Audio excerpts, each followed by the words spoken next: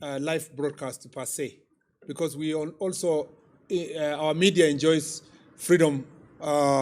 We have the freedom of media in this country. The biggest problem with live broadcasting, having watched a number of them, media stations yesterday, is the idea that media becomes the center of mobilization for some of these protesters. In fact, most of the media houses are working very hard during the onset of protest, telling people, oh yeah, wengine wamekuja, sasa tayari ndio hawa. They interviewing people in the street and tell them, what do you tell those who are still at home?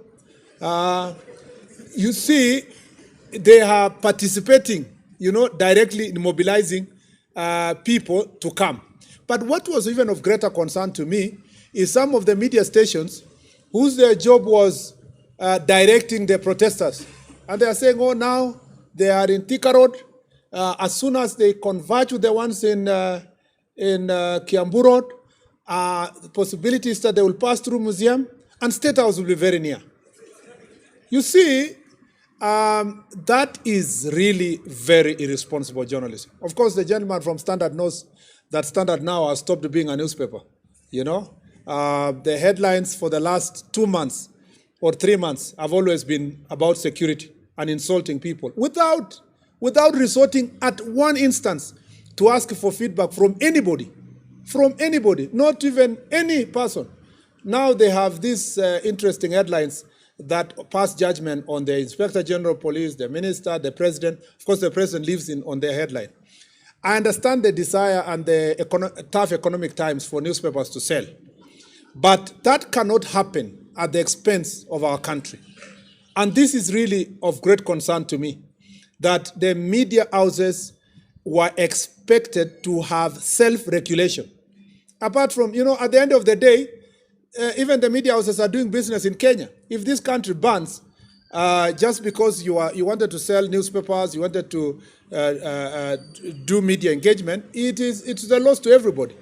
And more importantly, let me say this, that it is unfortunate that political actors are relying on media. It's not becoming independent enough to give both sides of the story. For example, you will hear that yesterday's report is reported as the protesters have arrived somewhere and they are looting. And you are still saying the protesters have looted shops. The protesters have done this, and you can see they are criminals.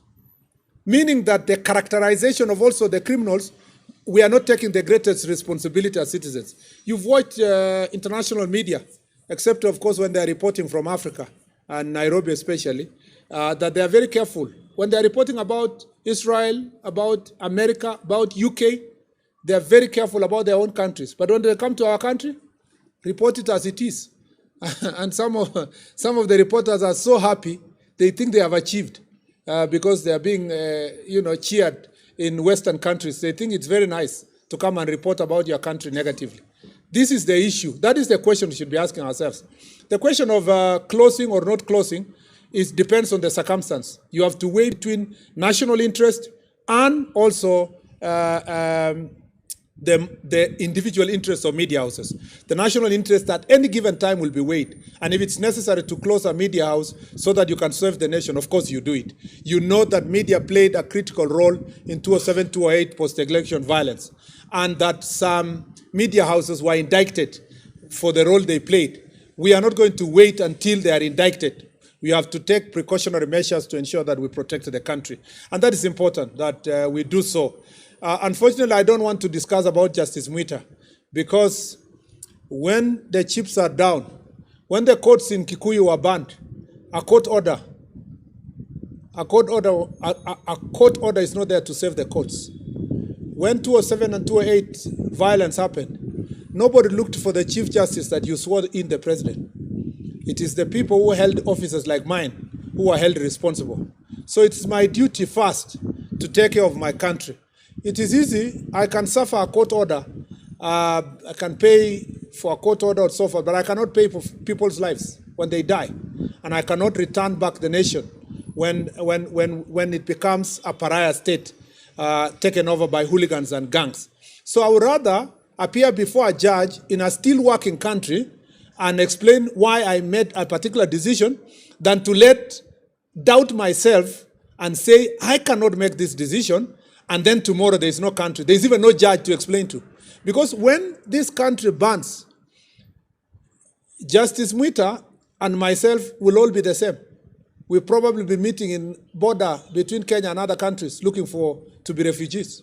And I don't want that situation. I want first to protect the country, then the judge can pontificate with very beautiful statements when there is a peaceful nation.